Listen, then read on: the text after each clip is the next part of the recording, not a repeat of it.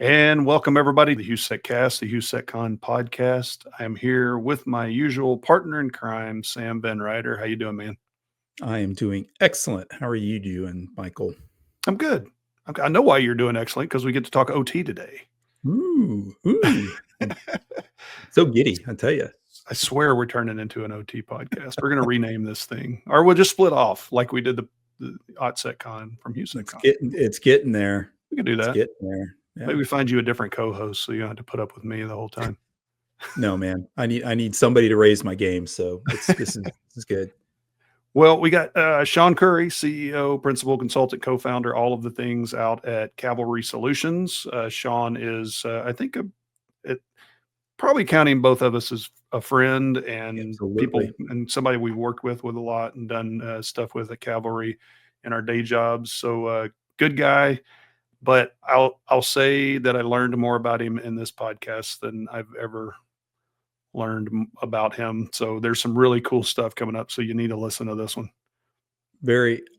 Truly good dude. And yeah, lots of really cool tidbits here. Yeah, it's very good stuff. So stick around, listen to all things Sean Curry and OT, and see you over there. Sam, we've got an extra special guest. They always say special guest, but I think it's an extra special guest. What do you think? Can we say extra special? Can we say that too? He's got the best haircut of anybody on here except for me. You all share the same barber, don't you? So I think so. There's another friend I know that looks exactly like him. We call him doppelgangers. Old John Allen over here at my day job. Sean Curry, how you doing, man? Very nice to be on the call, guys. Thanks. We appreciate you being on. Obviously, appreciate you coming out HOU.SEC.CON and speaking this year or last year, 2024. So thank you very much for coming out. Sean is CEO, principal consultant, co-founder, all the things at Cavalry. I always have to make sure I don't say Calvary. Thank you very much, Mike. I was a Southern Baptist. My dad was a preacher. So I had to make sure I say Cavalry Solutions, LLC. We're going to talk about you, talk about what you do for a day job, talk about how you got into there. But before we do all of that, obviously we have to talk about HOU.SEC.CON because that's what the HOU.SEC.CAST is kind of about. It's about community, all that stuff, but we do want to give everybody an update. All right. Update, Sam. What we got going on with HOU.SEC.CON and all things related? Oh man, where do we start? Let's start basically on what's coming next after HOU.SEC.CON. How about I jump the gun there? We're still working on HOU.SEC.CON and HEC.SEC.CON dates for next year. And so for 2026. And so as soon as we get those, we'll release them. So be on the lookout. Right. And what else we got more imminently? So imminently is, well, and it's monthly. We've got our user group, which we do, like I said, every month. We got my good friend Tommy Todd coming out. He's coming all the way down from Dallas area. Great guy. Worked with him a long time in a previous gig. He's over at he's a VCSO over at Compass IT Compliance. So he's going to be coming down to regale us on May 29th. So sign up for that. Again, free, always a free ticket for HOU.SEC.CON user group, but he's going to have really good stuff to say. Well, and that brings up the next date, right? The 31st of May is when our CFP closes. So we've got that open. We're seeing a lot of really good stuff come in. Get those CFPs in. Let's see some speakers come on. Let's see some more submittals. We have a lot more room and looking forward to forming the agenda. But yeah. We got that for HOU.SEC.CON, and then for tickets. So tickets are on sale. They've been on sale for a little bit. Remember, July 1st, the prices are going to go up. We've got tiered pricing this year. So typical price is going on right now, but July 1st, that ticket price is going to go up by a little bit. And then there's another deadline after that where it's going to go up even more. So I think it's right now they're about $75. Going to go up to about 100, and then after that, I can't remember the last day. It's going to go up to about 125 right before the conference. So go get your tickets now, while they're always still a good price compared to a lot of stuff, but still get those tickets now. Absolutely a phenomenal deal, right? So yeah, yep. And then the only thing we got left for HOU.SEC.CON is we still got sponsorships. We got a lot of sponsorship spots left. We have sold a bunch. But we have got the special exhibit sponsors and the anchor sponsors are almost sold out. So that anchor sponsor comes with a speaking slot. that's important to a lot of to our sponsors, so they can go out and not give a pitch on their stuff, but have somebody in their company come and talk about something important. It comes with that. So if you want to get that, or if you want to get one of those special exhibit sponsors spots, please let us know. You can go out on the website and find the prospectus out there, or you can hit us up at sponsor-wrangler@HOU.SEC.CON.com to get that copy of the prospectus. So don't miss out on that either. All right. So now that we're done with that, talking about all things HOU.SEC.CON, HOU.SEC.CON, all those things, let's get into the news. So Sean, you gave us a news article that Sam was really happy you submitted, but I thought it was pretty cool too. Why don't you give us a rundown of what your news article was about and why you chose it and what stood out for you? Sure. I think Sam certainly lives in this world, and anybody working out there in the OT risk management industry has to live with the constant struggle of customers and OEMs and the risk that is secure remote access that goes on out there in the field. So the article I shared was an independent consulting group working from their perspective in the field that very much mirrors what I've seen with my group at Cavalry Solutions out there in field locations as we do assessments of risks and help customers respond to compromise and that kind of thing. And that's the secure remote access technologies are inconsistent. They're often misunderstood. And in many cases, they're deployed without even the asset owner's knowledge, or at least the people in the asset owner who are responsible for things like compliance and risk management from a cyber risk perspective. So there's a myriad of different technologies out there that are used to do that. And the fact of the matter is that some are fit for purpose and some aren't. And it's all really a pervasive problem that we need to understand and get a hold of as an industry. Yeah, and the thing for me here is just the basic fact that there's still an uptick, right, in attacks on OT. It's not stopping; it's getting worse. And while a lot of it is true, it's ransomware, but we're seeing much more targeted. And obviously, the firm I work for, we do a lot of this research, so we are still seeing an uptick in all this.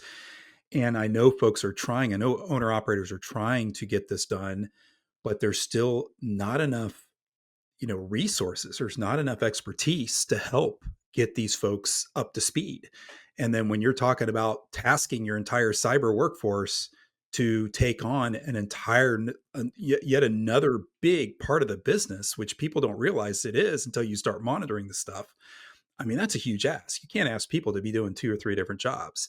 So this is, part of why we often talk about the long journey and, OT security, but, risks like this are part of it. We're rushing to get to a solution, and some of these solutions are great, and most of them are, they just have to be implemented right, and I think that's the big piece.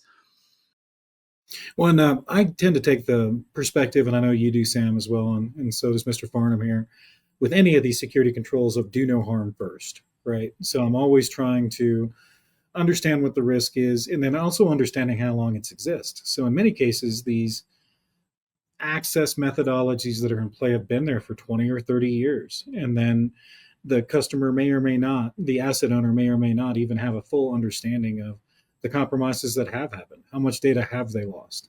How many loads have been exfiltrated out of that organization by good INC techs are going on to another job and just copying the same content over and over and over and over again between different platforms that do the same things. So I think the biggest piece of it is really making sure that the organizations that are managing that external access start with a requirements approach for what those OT resources in the field actually need.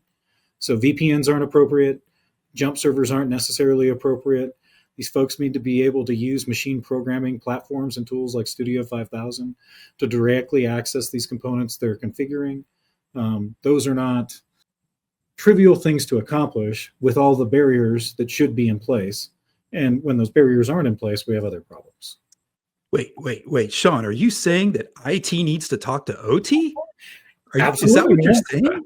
I'm saying that we're all on the same team, right? And we can't have these different barriers between each other. But I know that's, Sam and I live in this world of OT and IT integration, trying to prevent consolidation, trying to build strong rigor around discipline between the two, and make sure that both groups respect themselves. And we it's could spend crazy how gray those areas are once you get like down to that perimeter, right? And who owns what, and then that's where the discussions get murky. But yeah. Well, I it's was in I won't mention the name of the customer, but I was in a customer this week where I was running a workshop that literally broke down to IT versus OT. The IT team in this customer wants to be able to use cloud technologies in their SCADA platforms and in their OT components. And they want to understand rationale why they can't use this new modern tool. And the OT guys are concerned about safety, and they're concerned about processes running. And they're wondering why we would even consider change on these platforms when we've got better things to do in the business. Yeah. And the answer's in the middle, right? So we can't stick our head in the ground and pretend these technologies and risks and new attack surfaces don't exist.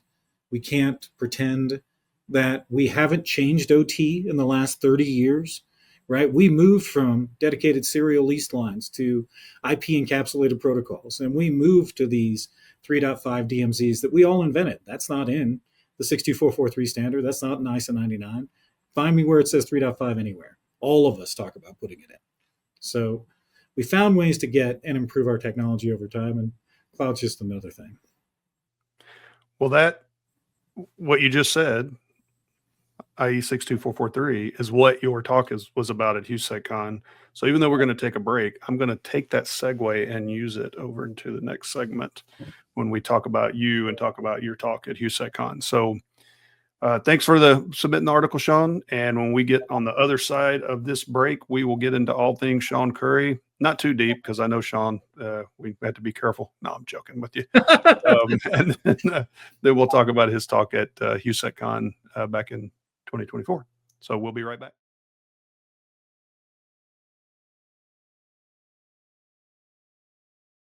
And welcome back from the break.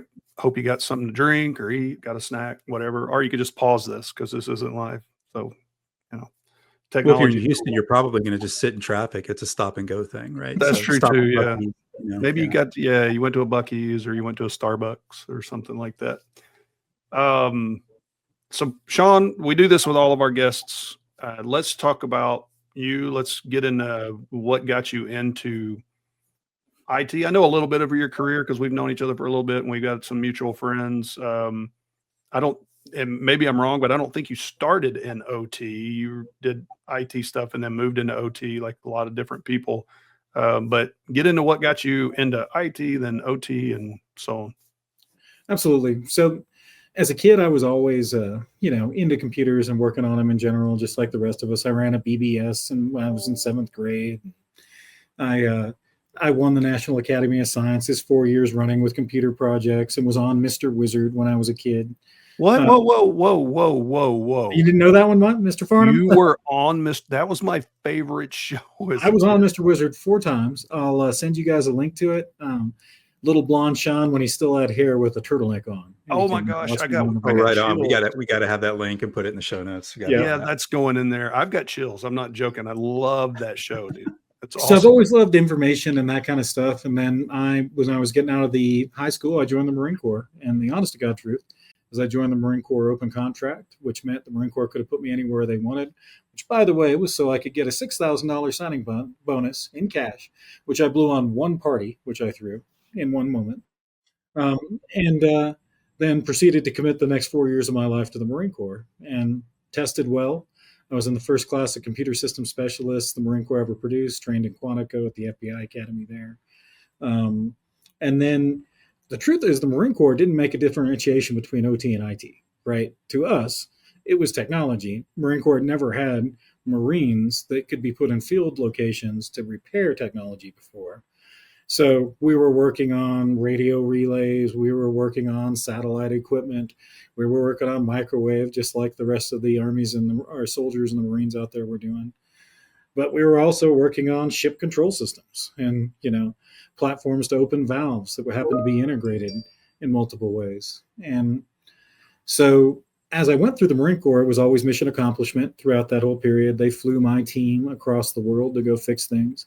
So we went everywhere, forwardly deployed or not, depending on in garrison locations. And that team actually still works together today. So Marty McGuffin, who's my COO in Cavalry, through my 21st birthday in Waikiki in Hawaii, when we were doing a comms deployment there at one point, in 1995. So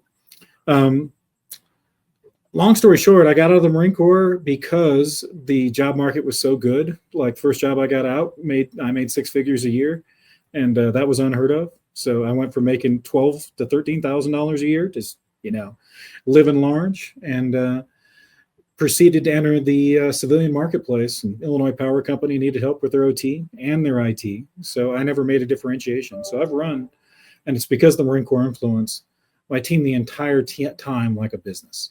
So I've always been cognizant of, resources and costs, and running my group like a team so that we can privilege or benefit whatever company we work with. And so I went from Illinois Power Company, Dynegy bought us. So I came down to run OT architecture at Dynegy and security architecture. And then Calpine popped up as the next one of my career. So I went over there, around enterprise architecture at Calpine for several years, won a bunch of awards. We were Information Week #1. We were Information Week #5 at one point at Calpine in terms of our ability to deliver. And then I started doing side consulting at about that same time because I had free time and expertise, and my employer was fine with it. So I was teaching architectural classes on the side to people like Marathon and BP, where I would come in and they'd bring their best architects to a room. And I'd spend 3 or 4 days over the course of a week I took off from my day job, teaching them how to collect requirements and talk to the business and lay out rational arguments that could be supported with business processes. And very quickly after that, partner and I started Stratosphere and a myriad of other companies after that before I got to Cavalry.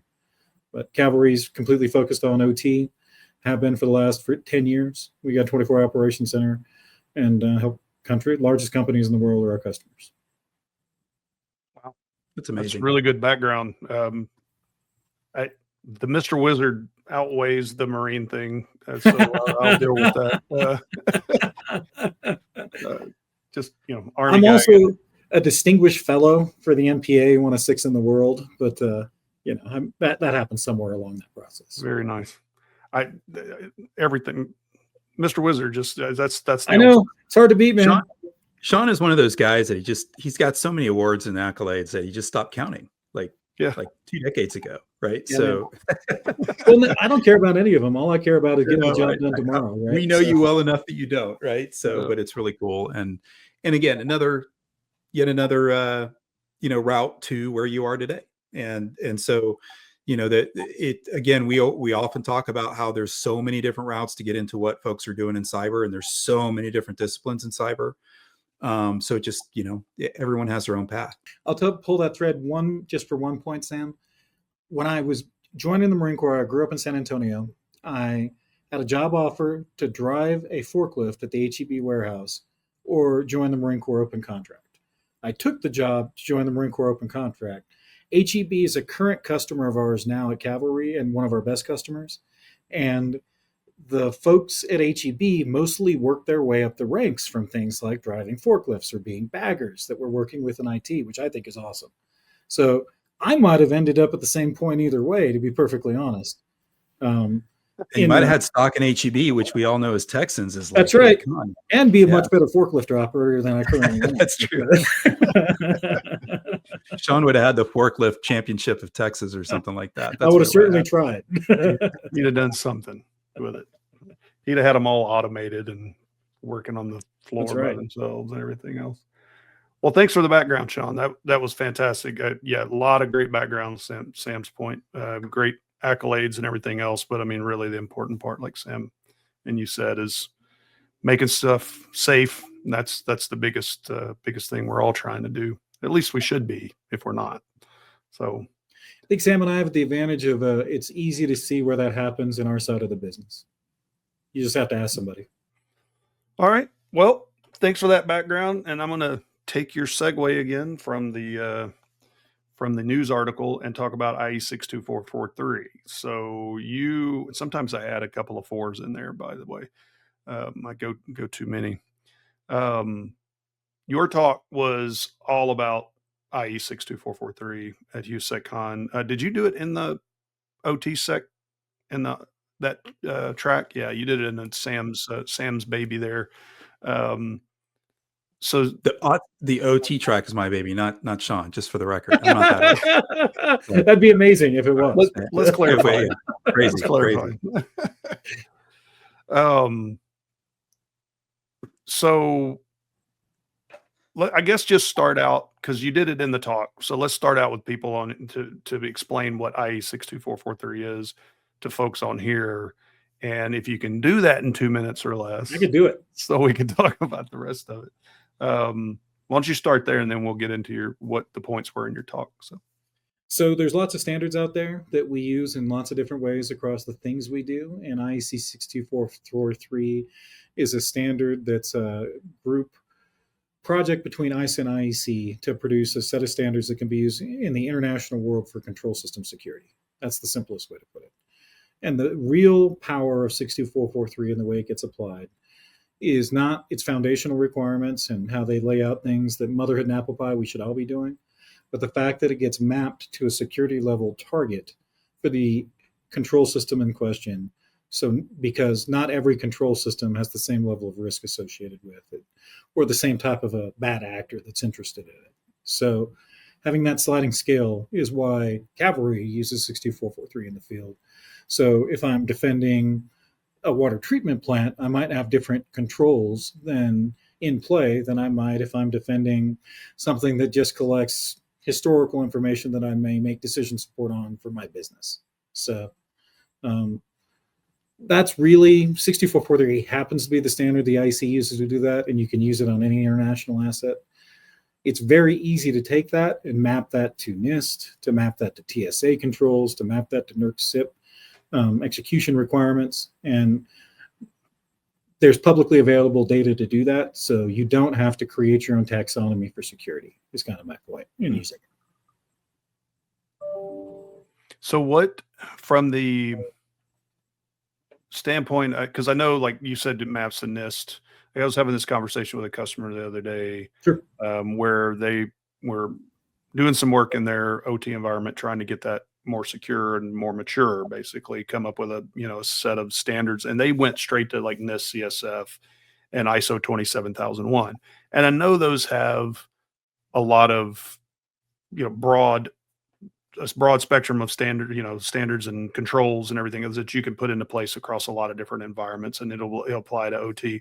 But IE 62443 and like what NIST 800-82, if I remember correctly, those are focused specifically, and kind of and try to get this to where the audience, do they expand that, or do they add more, or how does that work? There's more in 62443 and 882 R2 and R3 than there is in the CSF framework. So the CSF is better than nothing is the right way to think about it, right? And you can get more specifics for lots of different areas, not just control systems, by diving into some of these different standards bodies. So NIST has a myriad of standards like cryptography and all kinds of stuff that is very specific outside the range of control system specifics that get used. But the issue you'll run into with NIST sometimes is my international customers want to see something that's not run by the US government. So that's usually the issue with NIST when I'm talking to very, very large organizations. ISO 27001 is a little more of a practice than a framework, is the way I tend to think about it, and is absolutely laudable and is something that manufacturers should seek to achieve. But you won't generally see customers that don't manufacture things that are getting used in these types of secure or safe areas that care about 27001. And then obviously you guys work in this industry too, so tell me if you disagree with that, but that's just off the top.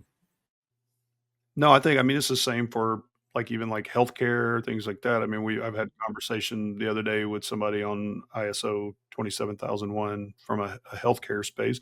I've talked to them about in manufacturing, because even manufacturing, it's not a pure like a plant or anything that's as like critical infrastructure necessarily, but I still suggest to them IEC 62443, or at least look at the five critical controls and kind of start figuring out from that perspective how to get just the basic stuff in place.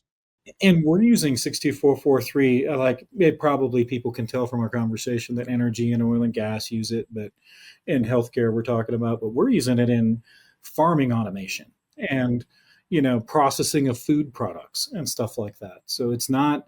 I think that's one of the other values is we may be talking about processing pork products and with the control systems, but that's a bunch of swinging knives in the air that also cause human risk, right? And maybe more risk than that pump jack does out there in the field that might start up, right? Because it's designed to tear flesh. It just doesn't do it as a side product. Sam, what do you think? Well, I mean, a lot of good information. I don't disagree with anything that's said here. When we talk about standards, my mind immediately wanders to we have too many standards, right? And nobody can agree on them. But to your point of international, and being a dual citizen myself, it's a pain in the butt, having to be focused on a different standard if you're in a different country. And so having like 62443 and IEC is or ISO for that matter, right, are for me more friendly from a global perspective, especially if you're a global company that may have operations or are acquiring other companies in other countries, right? So if you pigeonhole yourself to a NIST standard, for example, in the US, because you're a US company, but then you go global, well, you might have to do the whole thing all over again, right? When we're already having to translate languages between each other and cultures, why add a control framework also on top of that? Lovely.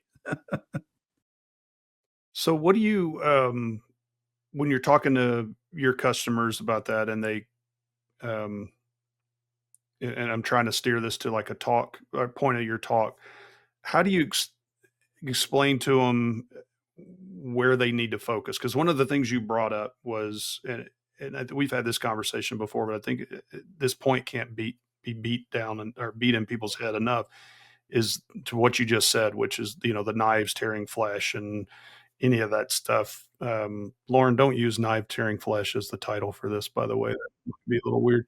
Um, the it's the safety first. So like one of the parts you talked about, there was like 7 different things from IE 62443, or like 4 of them were highlighted red, and it was all around safety. It wasn't things like legal worries or somebody getting mad at somebody from a reputation standpoint. I mean, how do you bring that up without because you always get pushback from the IT side, and the OT side understands it, but the IT side may not understand it as well.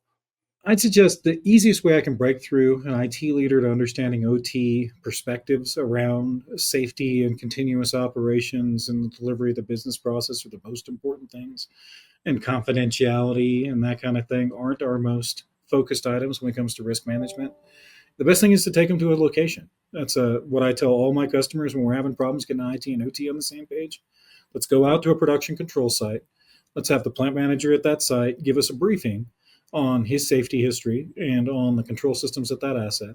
And just to get in there in the first place, they're going to have to take site-specific training that it will help them understand why they need hard hats and why we worry about going down in holes and why we're not walking over in that area where the anhydrous ammonia tanks are, right? Because I don't want my body at the body collection point over there where they do that, right? And you start to learn things like, they're really trying to track us as we move this refinery, not because of security, but because of our own human risk. They want to make sure they can send a first responder to save us if one of us gets in trouble, and that person isn't going to be put at risk also. So there's nothing like experience. And most of our, if we're at least talking about Houston, most of our customers have some type of an asset in the area you can visit, in my experience, in pretty quick order. And that's my advice. Take them to the field because the product integrity matters, the product itself matters, but safety is the most important thing. And we fail open in OT, we don't fail closed is another key point that everybody misses, right? So if I can keep that business process running, if I can create my widget and that widget's reliably created and it's not in question, and the safety of my personnel around that process aren't in question, the safety of my equipment is in question, I have a bad actor lurking that I'm trying to get out, I'll spend months collecting information about that bad actor, as long as that process isn't affected and I can ensure the safe and reliable operation of it. Mm-hmm. So break into my historian all you want. All I'm doing is collecting data about you, right? Yeah, I love the fact of getting out on site. That's first thought in my mind too, is when you can point at things and say, look, that'll rip your arm off, and that thing over there, that'll, like, you register. Oh, okay, I get it. Let Or me that- walk you through a data center and show you where you're going to die. It's Exactly. probably nowhere. Well, yeah, just stay away from that high voltage in the back. There you Probably The little okay. Right? the one with the cage around it for Exactly. safety, by the way. Yeah. Yeah, let alone let me wire up that RS-485 connection in the bottom of that turbine where it looks like the surface of the sun as There it you go. fires, and they're just a different experience. Your body reacts differently when you can feel cyclical equipment moving around you. Yeah, I just got through, or hadn't finished it all, but for whatever reason, I never watched the Chernobyl Oh, series. that's great! Yeah. I love that one, man. So I would say just go watch this. There's a whole different line of issues you've got to worry about. You pushed a button and things blew up, and it should not have, but it did. So just Yeah, absolutely, just a different game. That's all. absolutely.